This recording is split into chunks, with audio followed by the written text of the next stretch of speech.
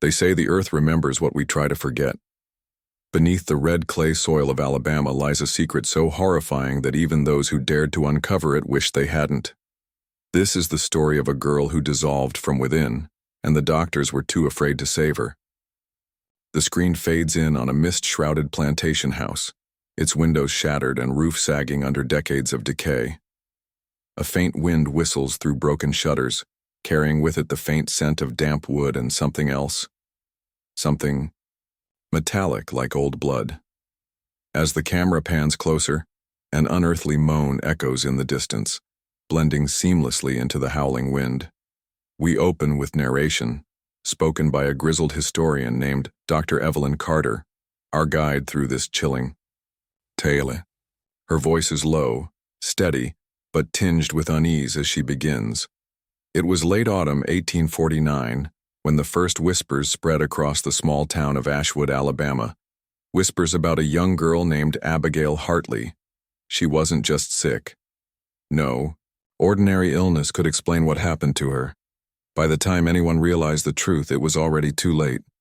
Ashwood, Alabama in 1849 is depicted as a place frozen in time, a sprawling rural community where cotton fields stretch endlessly beneath a perpetually gray sky. The townsfolk live simple lives, bound together by shared superstitions and fear of the unknown. But beneath this veneer of simplicity lurks tension, the kind born out of secrets kept hidden behind closed doors. Abigail Hartley, our central character, is introduced through fragmented memories recounted by descendants interviewed in present-day segments. She's described as bright-eyed and curious, with a love for wildflowers and stories of faraway lands. Yet there's also a shadow over her childhood, an unspoken sadness that clung to her family like a shroud. Her father, Thomas Hartley, is portrayed as stern and distant, haunted by his own demons. He runs the family plantation with an iron fist while her mother, Eleanor, is fragile and withdrawn, consumed by grief after losing 2 sons to fever years earlier. Abigail becomes their last hope, their only light in an otherwise bleak existence. 1. Fateful evening, Abigail falls ill. At first it seems like nothing more than a common cold, fatigue, chills, a persistent cough. But soon strange symptoms emerge. Her skin grows pale and translucent, almost luminous in the dim candlelight. Then comes the smell, a putrid odor wafting from her pores, reminiscent of rotting fruit mixed with sulfur. Dr. Samuel Grayson, one of Ashwood's most respected physicians, is summoned to examine her. What he finds defies explanation. Abigail's flesh feels unnaturally warm, yet her pulse races erratically. When he presses lightly on her abdomen, she screams, not from pain but from terror, clutching at her chest as though something inside her is writhing. Grayson leaves shaken, muttering prayers under his breath. Days later, 2 other doctors visit the Hartley home, each departing more disturbed than the last. None can, or will, offer treatment. Rumors begin to swirl among the townsfolk. Is Abigail cursed, possessed, or is something far darker at play? As the days pass, Abigail's condition worsens. Livid bruises bloom across her arms and legs, spreading like ink spilled on paper. Her once clear eyes cloud over, milky white patches obscuring her vision. And then there are the sounds, soft, wet noises emanating from deep within her body, audible whenever the room falls silent. It's as though her insides are liquefying, dissolving into nothingness. Evelyn Carter's narration takes on a darker tone here, describing the psychological toll this takes not only on Abigail but also on her parents. Thomas becomes increasingly volatile, lashing out at anyone who dares suggest supernatural causes for his daughter's plight. Eleanor retreats further into herself, spending hours locked away in prayer, clutching a worn Bible to her chest. Meanwhile, the rest of Ashwood watches from afar, torn between pity and revulsion. Some whisper of divine punishment, blaming Eleanor's rumored infidelity before marrying Thomas. Others speak of vengeful spirits tied to the land itself, claiming the plantation rests atop ancient burial grounds. One night, Abigail wakes screaming, her voice raw and guttural, unlike anything human. Neighbors claim to have seen strange lights, flickering in the woods near the Hartley property. Animals grow restless, refusing to venture close to the house. Even the air feels heavier, charged with an electric dread that makes sleep impossible. Evelyn concludes this section with a chilling question. What if Abigail's suffering wasn't merely physical, but spiritual? What if whatever claimed her wasn't content to stop there? The screen fades in on a close-up of Abigail's trembling hands, her fingers clawing at the edge of her bed as she gasps for breath. Her skin has taken on an almost translucent quality, veins visible beneath the surface like dark rivers branching across her arms. The faint glow of candlelight casts eerie shadows over her gaunt face, highlighting the hollows beneath her eyes. Dr. Evelyn Carter's voice returns, low and somber. As the days turned to weeks, Abigail Hartley's body became a prison, not just of flesh and bone, but of something far more sinister. What began as illness soon spiraled into madness, consuming not only her but everyone who dared to witness it. Abigail's condition grows increasingly inexplicable and horrifying. She begins speaking in disjointed phrases, her voice shifting between childlike innocence and guttural growls that seem impossible for someone so frail. Her words are cryptic, often repeating fragments like, "They're coming," or "It's inside me." One particularly unsettling moment occurs when Thomas storms into her room after hearing her scream. He finds her crouched in the corner, rocking back and forth, muttering about the voices under the ground. When he tries to comfort her, she lashes out, her nails raking his arm. Blood wells up instantly, and though Thomas dismisses it as accidental, the wound later festers, refusing to heal despite Eleanor's desperate attempts to clean it. Meanwhile, strange phenomena plague the household. Doors slam shut on their own. Shadows move where no one stands. At night, faint whispers echo through the halls, unintelligible yet unmistakably human. Even the servants refuse to stay past sundown, claiming the house feels wrong, as if it's alive and watching them. Evelyn explains how these events ripple outward, affecting the entire town. Farmers report livestock gone missing, crops wilting overnight. Children claim to see ghostly figures wandering the woods near the Hartley plantation. Fear spreads like wildfire, turning neighbors against each other as accusations fly. Who brought this curse upon them? Was it Thomas's rumored cruelty? Or was it Eleanor's alleged sins? Thomas and Eleanor's marriage fractures under the weight of despair. Thomas becomes obsessed with finding answers, scouring old medical texts and consulting anyone willing to listen, even traveling charlatans peddling dubious remedies. His desperation leads him to a local herbalist known as Old Man Hargrove, a reclusive figure rumored to dabble in darker arts. Hargrove examines Abigail briefly before shaking his head and refusing payment. "Some things can't be cured," he mutters cryptically. "Only contained." Eleanor, meanwhile, retreats further into prayer, spending hours kneeling beside Abigail's bedside. But her faith falters as she witnesses her daughter's suffering worsen. One harrowing scene shows her sobbing uncontrollably, clutching a crucifix while Abigail convulses violently in bed, her cries echoing through the empty house. Through interviews with modern-day historians, we learn that both parents were changed forever by what happened next, not just emotionally but spiritually. Their letters, discovered decades later, reveal glimpses of guilt, regret, and paranoia. Some suggest they may have made a pact with forces beyond comprehension in a desperate bid to save their daughter. The tension reaches a breaking point during a stormy night in early December. Lightning illuminates the plantation house, casting jagged shadows across the walls. Inside, Abigail lies motionless, her breathing shallow. Suddenly she bolts upright, her eyes wide and unseeing. She begins chanting in a language none recognize, her voice rising to an ear-splitting crescendo. Thomas rushes to restrain her, but she pushes him away with unnatural strength, sending him sprawling to the floor. Eleanor screams, dropping the Bible she'd been clutching.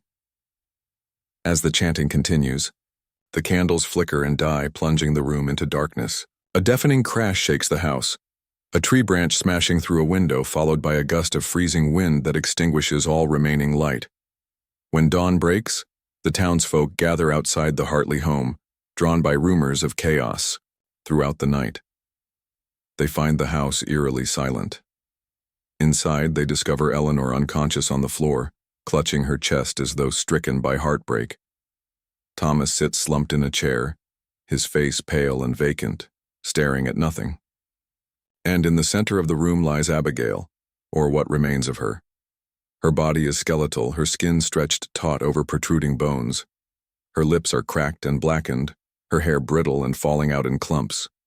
Most horrifying of all, her torso appears sunken, as though her organs have dissolved entirely.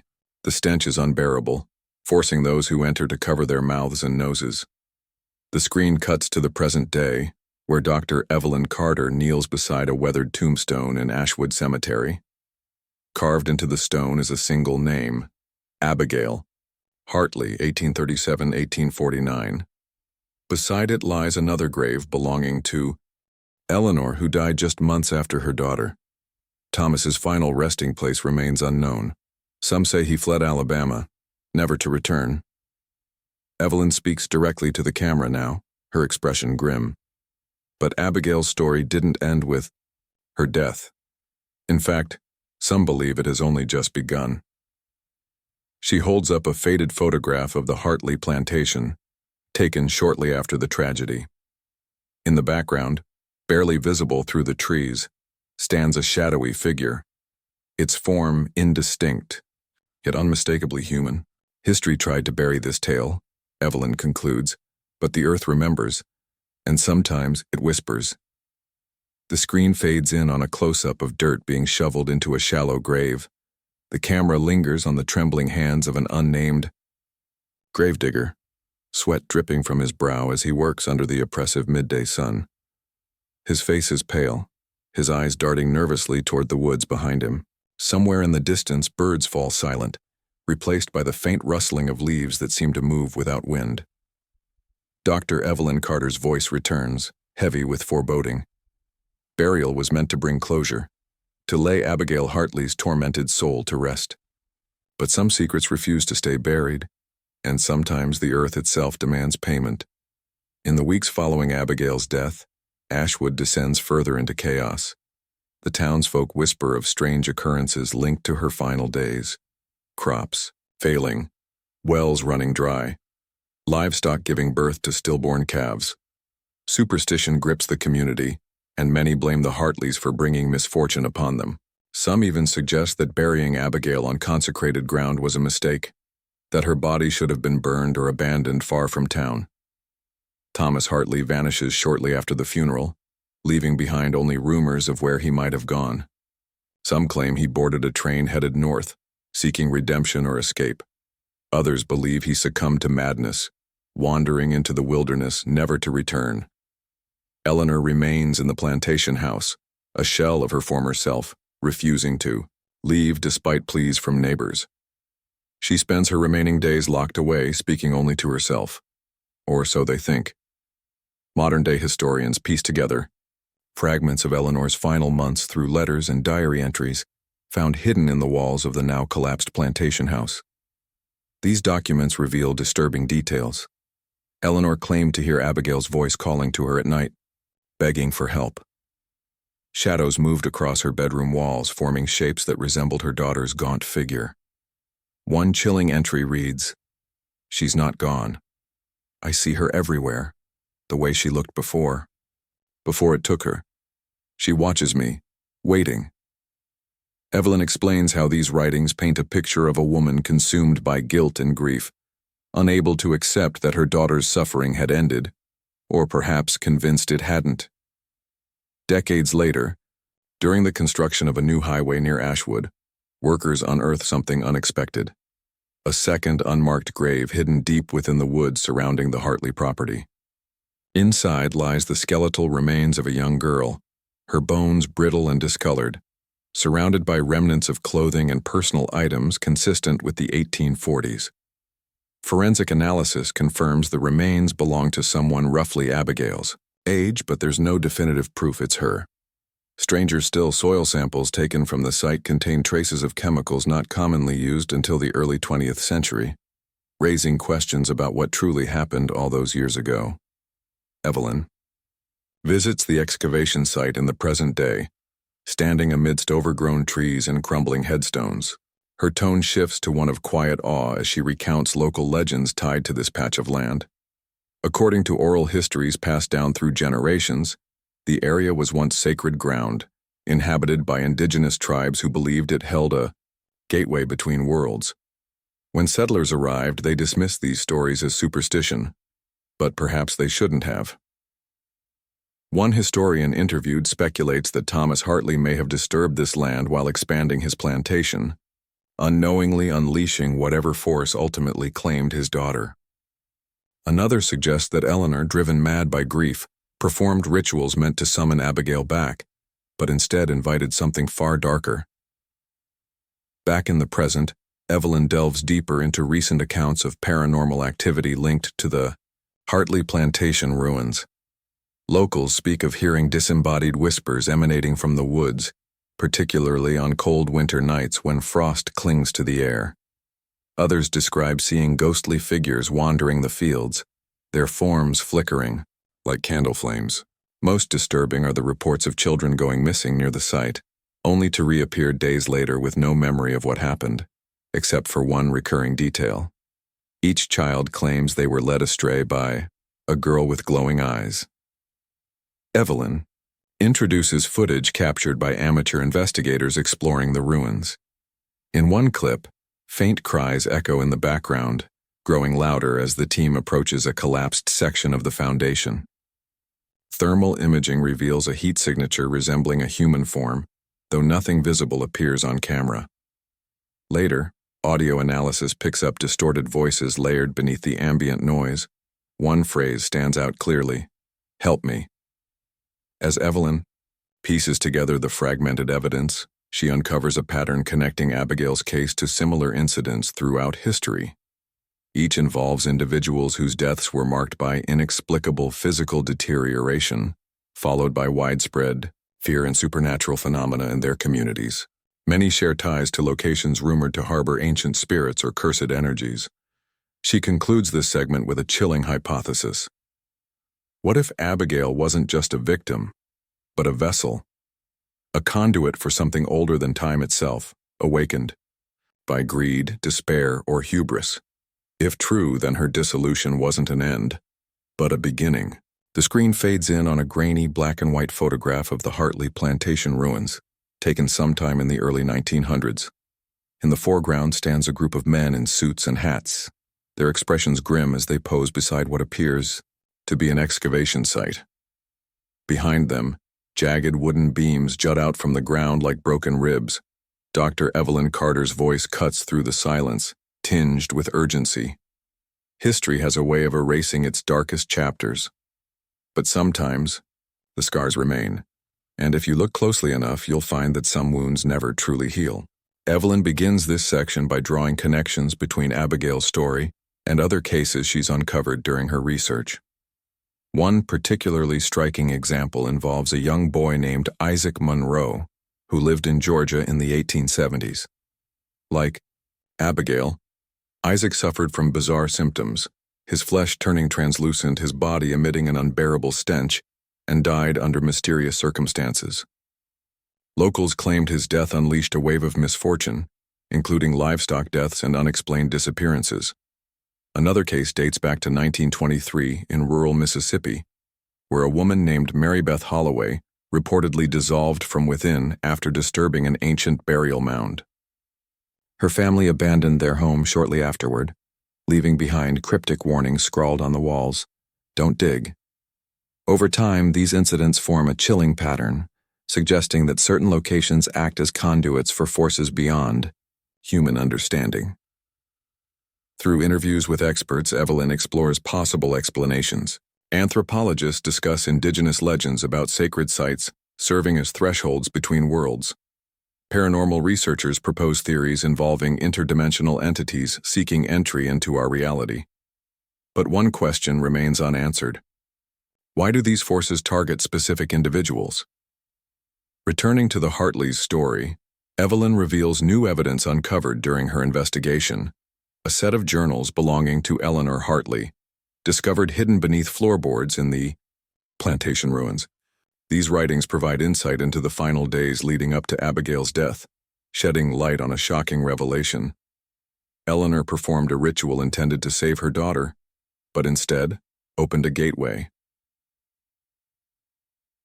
In fragmented entries, Eleanor describes consulting forbidden texts borrowed from Old Man Hargrove, the same herbalist who'd examined Abigail earlier.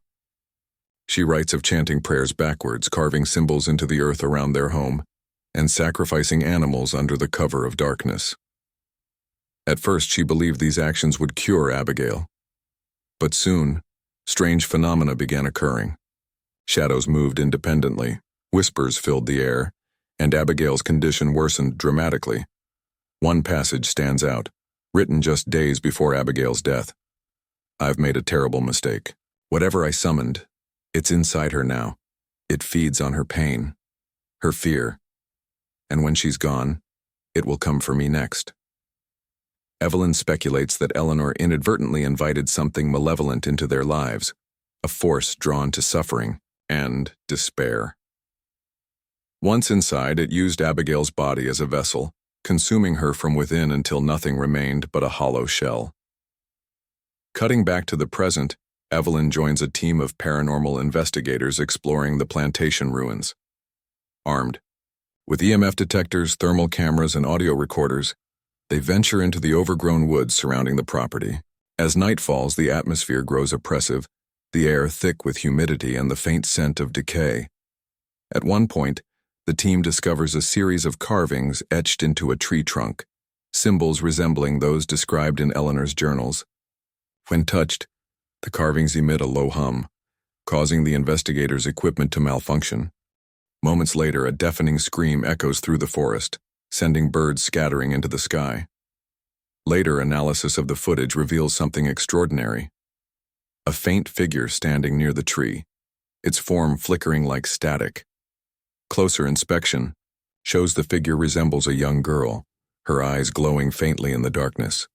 Audio recordings capture distorted voices whispering phrases like, "Come closer," and "Let me out." Evelyn reflects on these findings, her tone growing increasingly somber. Whatever was summoned here hasn't left. It waits, biding its time, feeding on the fear and sorrow of those who dare to tread too close. As the investigation continues, Evelyn uncovers another piece of the puzzle, a map detailing the layout of the plantation grounds, annotated with notes in Thomas Hartley's handwriting. Among these notes is a reference to a chamber beneath the soil, located directly beneath the house. Historical records confirm that Thomas commissioned workers to dig tunnels beneath the property shortly before Abigail's illness began. Local legend claims these tunnels were sealed off after Abigail's death, deemed unsafe due to structural instability. However, recent geological surveys suggest otherwise. The tunnels may still exist, buried deep underground. Evelyn hypothesizes that this chamber served as the focal point of Eleanor's ritual, acting as both prison and portal for whatever entity she summoned. She concludes this segment with a chilling warning. If we're right about the chamber, then opening it could unleash something far worse than anything we've encountered so far. The screen fades in on a dimly lit excavation site, where a team of archaeologists and paranormal investigators stands huddled around a large patch of overturned earth. Dust swirls in the cold night air as they carefully uncover what appears to be the entrance to an underground tunnel, a jagged opening partially obscured by roots and crumbling stone. Dr. Evelyn Carter's voice returns, heavy with anticipation and dread. Every legend has its truth, every myth its origin, and beneath the Hartley plantation lies a secret buried not just by time, but by fear itself. The camera follows Evelyn and her team as they descend into the newly uncovered tunnels, their headlamps casting trembling beams of light across damp walls slick with condensation. The air is thick, almost suffocating, carrying a faint metallic tang that makes their throats burn. Somewhere in the distance, water drips rhythmically, each sound echoing unnaturally through the narrow passageways. As they move deeper, graffiti-like, symbols begin to appear etched into the stones, symbols matching those found in Eleanor Hartley's journals. Some are crude depictions of human figures writhing in agony. Others resemble intricate patterns spiraling inward, as if designed to trap or contain something within. One investigator pauses, his breath hitching as he points toward the ceiling. Suspended above them is a cluster of desiccated vines, their tendrils twisted unnaturally like skeletal fingers reaching down to grasp intruders. When touched, the vines crumble into fine ash, releasing a faint wisp of smoke that smells faintly of sulfur. Evelyn narrates over this sequence, her tone growing more urgent. These tunnels weren't built for storage or shelter. They were constructed with purpose. Every symbol, every curve in the passage, and it all leads somewhere. Somewhere we may not be ready to face. After hours of navigating the labyrinthine tunnels, the team finally reaches their destination. A massive chamber carved directly into the bedrock. At its center stands an altar-like structure made of blackened stone, surrounded by a ring of charred animal bones and rusted iron chains. Faint carvings cover the walls, depicting scenes of ritual sacrifice and otherworldly entities emerging from shadowy voids. But it's the floor that draws everyone's attention. Etched into the stone is a massive spiral pattern radiating outward, its lines glowing faintly as though infused with some residual energy. In the middle of the spiral lies a small indentation, perfectly shaped to hold a human hand. Evelyn kneels beside the altar, examining the carvings closely. Her voice trembles, slightly as she speaks. This isn't just a chamber, it's a gateway, and whoever created this knew exactly what they were doing. The question is, did they succeed? Suddenly, one of the investigators gasps, pointing toward the far end of the room. There, embedded in the wall, is a fragment of fabric, rotted and brittle, yet unmistakably part of a child's dress. A quick scan reveals traces of DNA consistent with Abigail Hartley's remains. Against Evelyn's warnings, another member of the team impulsively places their hand into the indentation, at the center of the spiral. For a moment, nothing happens. Then the ground begins to tremble violently, sending clouds of dust cascading from the ceiling. The glowing lines of the spiral pulse brighter, emitting a low hum that resonates deep within their chests. A deafening roar fills the chamber, followed by an icy wind that extinguishes their lanterns. Panic erupts as shadows detach from the walls, swirling together to form grotesque shapes. Elongated limbs, gaping maws, eyes that burn with unnatural light. One investigator screams as invisible claws rake across his skin, leaving trails of frostbite in their wake. Amid the chaos, Evelyn spots something horrifying.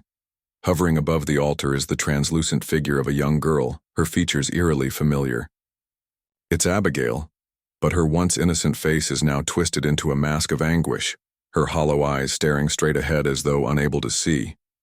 Her mouth opens, and a chorus of voices spills forth, not hers alone, but hundreds layered atop.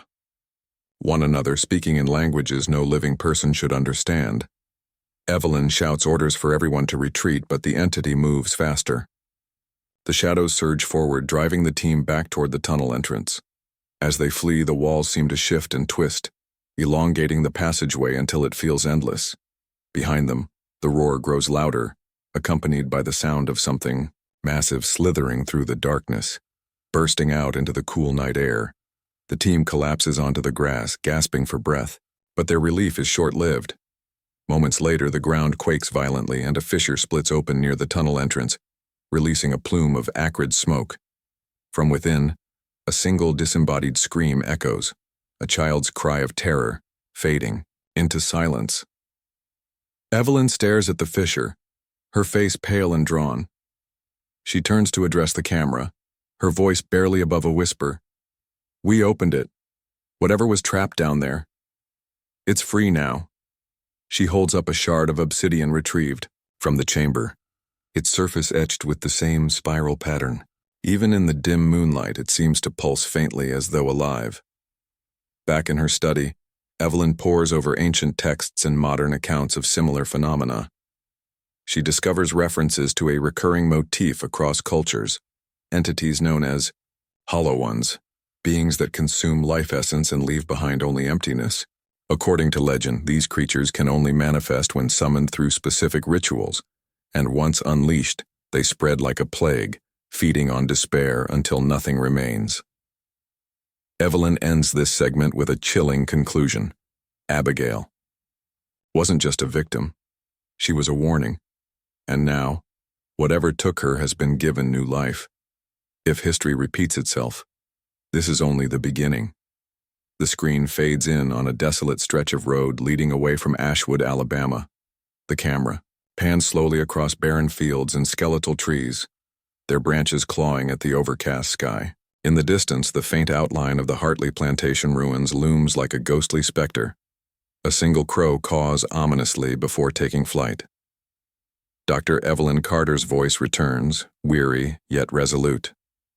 Some stories end with closure. Others leave scars that never fully heal.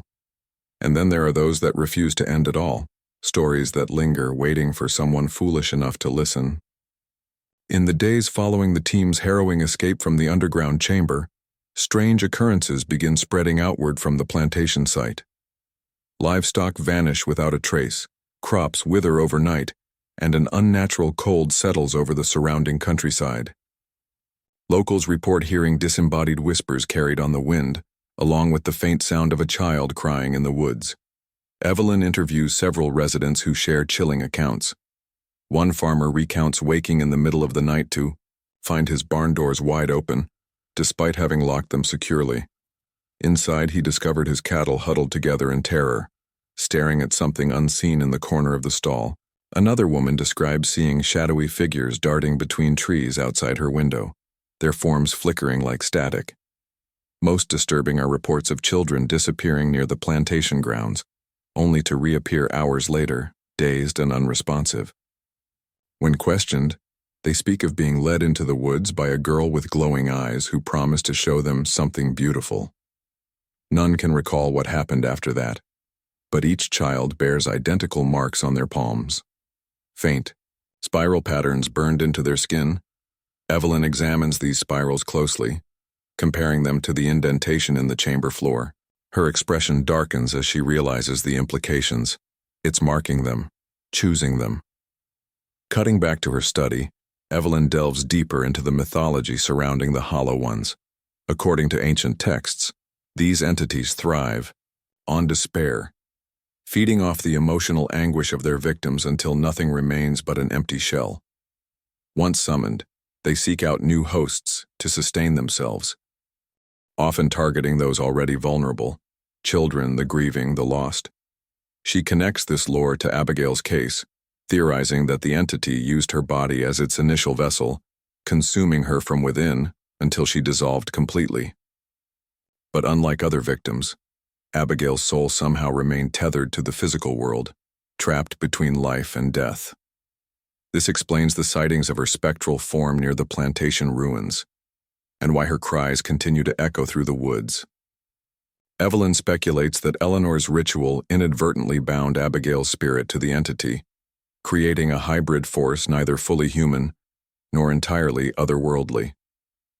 Now, freed from the chamber, this amalgamation has begun seeking new vessels to spread its influence. As the weeks pass, the entity's reach expands beyond Ashwood. News reports surface of similar incidents occurring in neighboring towns, families reporting sudden illnesses, livestock dying under mysterious circumstances, and children exhibiting erratic behavior. Each case shares one common thread: proximity to areas rumored to harbor sacred or cursed ground. Evelyn visits one such location, a dilapidated church in Mississippi where parishioners claim to have witnessed shadowy figures during services. Thermal imaging reveals heat signatures resembling distorted humanoid shapes lingering near the altar.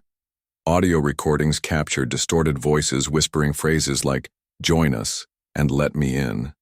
Her investigation culminates in a chilling discovery: a map of the southeastern United States marked with clusters of paranormal activity, all centered around sites linked to indigenous burial mounds or forgotten rituals. Connecting these points forms a vast spiral pattern stretching hundreds of miles, an exact match to the markings found in the chamber beneath the Hartley plantation. Returning to Ashwood, Evelyn stands once more at the edge of the plantation ruins. The fissure caused by the entity's release continues to emit plumes of acrid smoke, and the air feels unnaturally heavy. She holds up the shard of obsidian retrieved from the chamber, its surface now glowing steadily, pulsating with a rhythm akin to a heartbeat. Her voice grows soft, almost reverent, as she addresses the camera. We thought we were uncovering history. Instead, we woke up. Whatever lies beneath the earth isn't content to stay buried. It wants out. And if we don't stop it, it will consume everything. Suddenly, the ground trembles violently, and the shard shatters in her hand, releasing a burst of light that momentarily blinds her. When she regains her vision, she finds herself alone, the rest of her equipment scattered, her crew nowhere to be seen. As she turns to leave, the faint silhouette of a young girl appears in the distance, her glowing eyes fixed on Evelyn. The girl raises a translucent hand pointing toward the horizon. The final shot shows Evelyn driving away from Ashwood, her knuckles white as she grips the steering wheel. The radio crackles with static, cutting in and out until a single phrase becomes clear. "Help me." The screen cuts to black, leaving only the faint sound of a child's laughter echoing in the void. Text appears on screen. History remembers what we want to forget. But some truths refuse to stay buried. Fade to credits accompanied by an eerie ambient score that lingers long after the video ends. The end.